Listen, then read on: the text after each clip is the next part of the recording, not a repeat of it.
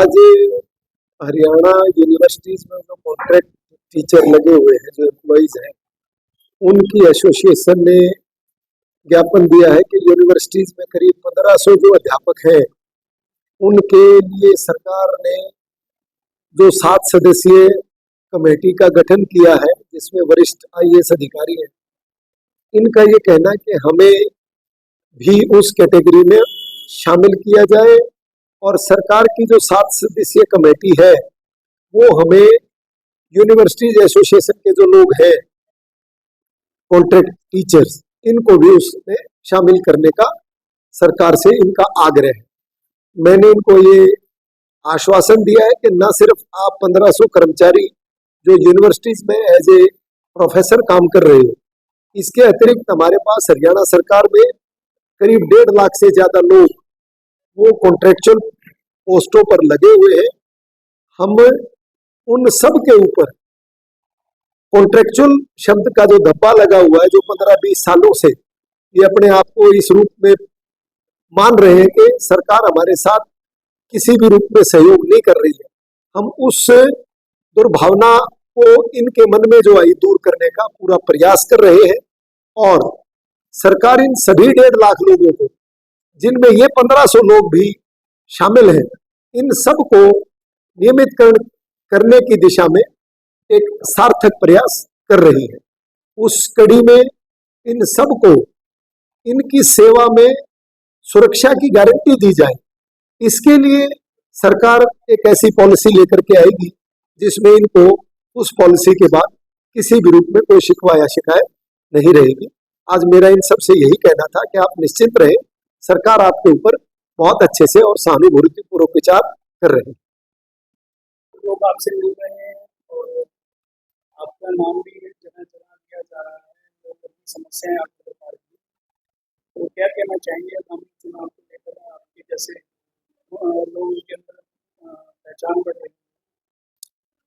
देखिए, मैं सेवा के भाव से ही यहाँ आया हूँ और विगत 1 वर्ष से मैं लगातार जो गोहाना विधानसभा के 62 गांव हैं, उन सब में मैं 3-3 बार जा चुका हूँ। सबसे पहले मैं पंचायतों के पास गया, पंचायत प्रतिनिधियों से जो गांव में काम विकास के नहीं हुए हैं उनसे ज्ञापन लिए और उन ज्ञापनों पर विचार करते हुए माननीय मुख्यमंत्री जी के सहयोग से, उनके आशीर्वाद से, हमने गोहाना विधानसभा के लिए लगभग 70 करोड़ रुपए के काम अलग अलग गांव में कराए। और आज मुझे ये कहते हुए बड़ी खुशी है कि इन 62 गांव में से आज कोई भी एक गांव ऐसा नहीं होगा जहां मेरे आने के बाद हमारी सरकार ने जो उन्होंने मुझे ज्ञापन दिए थे उनमें कम से कम 2 काम एक गांव में ना हुए। बाकी कामों पर विचार चल रहा है और बाकी काम जो है वो हो रहे हैं। उसी कड़ी में मैंने अपना कार्यालय यहाँ महम रोड पर गजराज हॉस्पिटल के सामने खोल लिया है और अपना आवास सेक्टर 7 गोहाना का जो है उसमें 629 नंबर आवास मैंने अपना ले लिया है। तो अब मैं गोहाना की जनता के लिए यहाँ पर 4 दिन, वीरवार, शुक्रवार, शनिवार, इतवार, 4 दिन गोहाना की जनता के बीच में रहता हूँ। बाकी 3 दिन सोम, मंगल, बुध को मैं इन सब के जो काम, ज्ञापन, जो डिमांड्स, जो सरकार से डिमांड चार्टर आते हैं, किसी की व्यक्तिगत समस्याएं हैं, उनके लिए मैं अगले 3 दिन चंडीगढ़ रहता हूँ, ताकि उनकी उस परवाने पर जो एप्लीकेशन, जो कागज मुझे मिला है, उस पर किसी भी रूप में मैं उनकी मदद करने में कामयाब हो पाऊं। इसी प्रयास के साथ मैं लगातार इन लोगों के बीच में 1 साल से हूँ। जी सर, आज आप लोग क्या कहना? जी सर, हम डोल साहब से पहले भी मिलते रहे हैं। हम हरियाणा के 15 राज्य विश्वविद्यालय हैं, उन सभी में लगभग 1500 सेवाएं ले रही हैं और हमारे में जो साथी हैं उनकी लगभग ओवरेज की कगार पर, बहुत सारों के ओवरेज हो चुके, जो फार्म भी नहीं भर सकते हैं। तो जिन्होंने लगभग 15 से 20 साल तक अपनी सेवाएं दे दी हैं एज असिस्टेंट प्रोफेसर, तो अगर अब उनका रोजगार छिन जाएगा तो उनके घर का तो चूल्हा वैसे ही बुझ जाएगा। तो हम सरकार से बार बार ये डिमांड करते हैं, क्योंकि भारत का जो लोकतंत्र है उस लोकतंत्र में एक उसका स्पेस है कि हम किसी भी एक्शन के लिए प्रयास कर सकते हैं। तो हम अपना जो जॉब है हमारी, वो हम कच्चे लगे हुए हैं, टेम्परेरी कहते हैं हमें, लेकिन हम सरकार से ये बार बार मांग करते हैं कि हमें टेम्परेरी के स्थान पर परमानेंट किया जाए। और ऐसा नहीं कि हम कोई चांद तारे आसमान से तोड़ के लाने की बात कहते हैं सरकार से। इससे पहले भी सरकार ने जॉब सिक्योरिटी भी दी है। वर्तमान भारतीय जनता पार्टी की सरकार ने 2019 में गेस्ट टीचर को जॉब सिक्योरिटी दी है। इससे पहले की जो सरकार रही है कांग्रेस पार्टी की सरकार, उसने जो कॉलेज में गेस्ट टीचर लगे हुए थे गेस्ट, उनको परमानेंट किया है। तो जब कॉलेज को परमानेंट कर सकते हैं, स्कूल को जॉब सिक्योरिटी दे सकते हैं, तो फिर विश्वविद्यालय के साथ अनदेखी क्यों की गई? ये तो हम एक रीजनेबल आर्गुमेंट सरकार के सामने रखते हैं कि सरकार इस रीजनेबल आर्गुमेंट को एक्सेप्ट करे और इस पर एक उचित कार्रवाई करे। और उसके साथ साथ अगर आप 1500 लोग जो हैं, अगर उनके साथ खड़े होते हैं, अब जैसे परमानेंट की भर्ती आई हुई थी लगभग सभी विश्वविद्यालयों में, उनके ऊपर तलवार लटकी हुई थी। अगर वो परमानेंट भर्ती हो जाती तो ये बाहर हो जाते।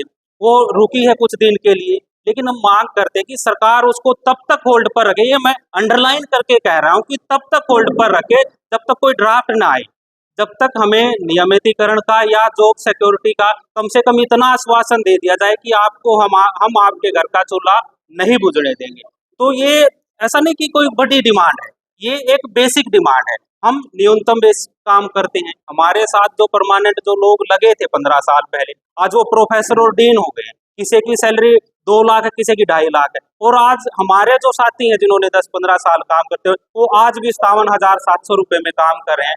तो हम माननीय कृष्ण डोल जी जो एक पब्लिक रिप्रेजेंटेटिव हैं, समाज के हर तबके की आवाज को उठाते हैं, उसमें शिक्षक भी एक तबका है। और शिक्षक का जो काम है वो कोई सामान्य काम नहीं है।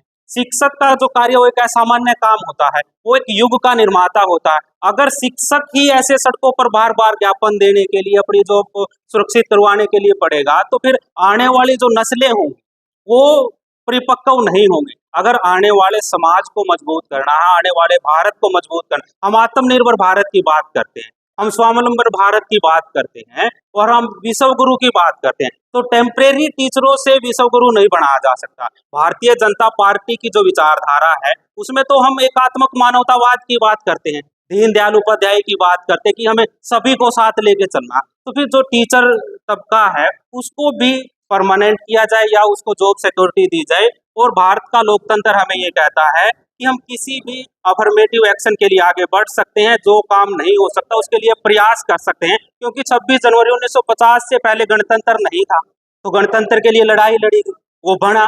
जब देश गुलाम था तो देश को आजाद करवाने के लिए गुलाम हमने लड़ाई लड़ी, हमारे पुरखों ने, और देश आजाद हुआ।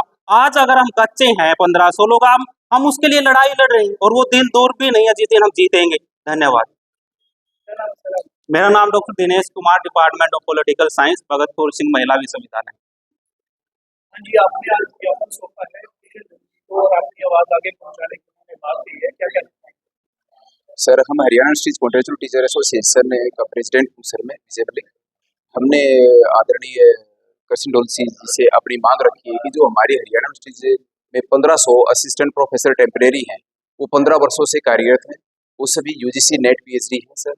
तो उनकी योग्यता और उनका अनुभव के आधार पर हम सरकार से मांग कर रहे हैं कि सरकार हमें कोई रेगुलाइजेशन की कोई पॉलिसी अडॉप्ट कर रही है तो उसमें इंक्लूड करे। क्योंकि पीछे की जो हुड्डा सरकार थी सर, उसने कॉलेज कैडर वालों को तो रेगुलर कर दिया था, लेकिन हमें यूनिवर्सिटी कैडर को छोड़ दिया था। तो हमें बीजेपी सरकार से काफ़ी उम्मीदें हैं कि ये सरकार हमें ऐसे नहीं छोड़ेगी और हमें भी ये इसमें इस रिक्रूटमेंट जो है, अभी हमने एक सरकार से मांग की थी कि भाई जो भर्ती है वो सरकार, जैसे अब्दुल साहब से भी काफ़ी सीएम साहब से मिले थे, उसके बेस पर सर हमारी रिक्रूटमेंट प्रोसेस यूनिवर्सिटीज में रुक गई थी।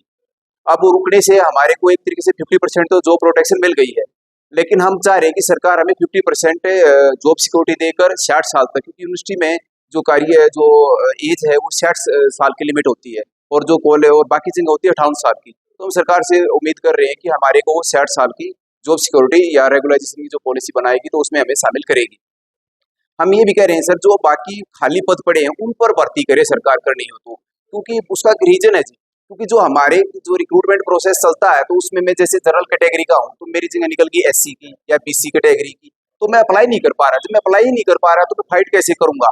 हम ये भी कह रहे हैं कि हमारे कुछ साथी तो सर अवरेज हो चुके हैं, अवरेज होने की वजह से वो अप्लाई नहीं कर पा रहे हैं। तो हमें सरकार से होप है कि सरकार एक रिक्रूटमेंट प्रोसेस को तो रोक तो चुकी है, अब बाकी जो खाली पद पड़े हैं उनको भरेगी तो वो हमारे को पहले एडजस्ट करके तब भर्ती करे। क्योंकि हमें बार बार बहस आता रहता है कि सरकार रिक्रूटमेंट दोबारा ना खोल दे, क्योंकि हमें आज भी थोड़ा सुनने में आया है कि ऐसा चल रहा है। तो हम आपके चैनल के माध्यम से ये कहना चाह रहे हैं कि पहले हमारे को एडजस्ट किया जाए, बाद में ही रिक्रूटमेंट हो, चाहे वो कैसे भी हो जी। क्योंकि एक नौकरी जो कॉन्ट्रेक्चुअल लग रहा है, उसको नौकरी को हटाकर किसी दूसरे को देना, वो रोजगार देना नहीं है, वो एक तरीके से रोजगार छीनना है। ये मैं आपके माध्यम से कहना चाह रहा हूँ। मेन मांगे आपकी क्या है? मेन मांगे हमारी ये है कि सर हमें 60 साल तक नियमितीकरण की पॉलिसी बनाकर हमें पक्का किया जाए। आज आपको क्या आश्वासन दिया गया? डुल साहब ने हमें आश्वस्त किया है कि आपकी आवाज़ में गोहाना से चंडीगढ़ की तरह मैं रिप्रेजेंट करूंगा और आपकी बात ऊपर उच्च अधिकारियों तक मैंने पहुंचा दी है। हमें डुल साहब पर पूर्ण विश्वास है, वो समय समय पर सीएम साहब से, चीफ सेक्रेटरी साहब से, सभी से मिलते रहते हैं, उच्च अधिकारियों से, और वो हमारी बात पहुंचाते भी रहते हैं। हम लंबे समय से उनके टच में हैं, वो हमारी बात अच्छे से रख भी रहे हैं और हमें पूरा भरोसा ही नहीं, मतलब मैं ये कह सकता हूँ कि जी वो हमारे को पक्का करा के ही छोड़ेंगे। और हम भी ये कह रहे हैं सर आपको टिकट मिल गई तो हम आपको पक्का यहाँ से विधायक बना के छोड़ेंगे जी, ये हमारी भी जुबान है।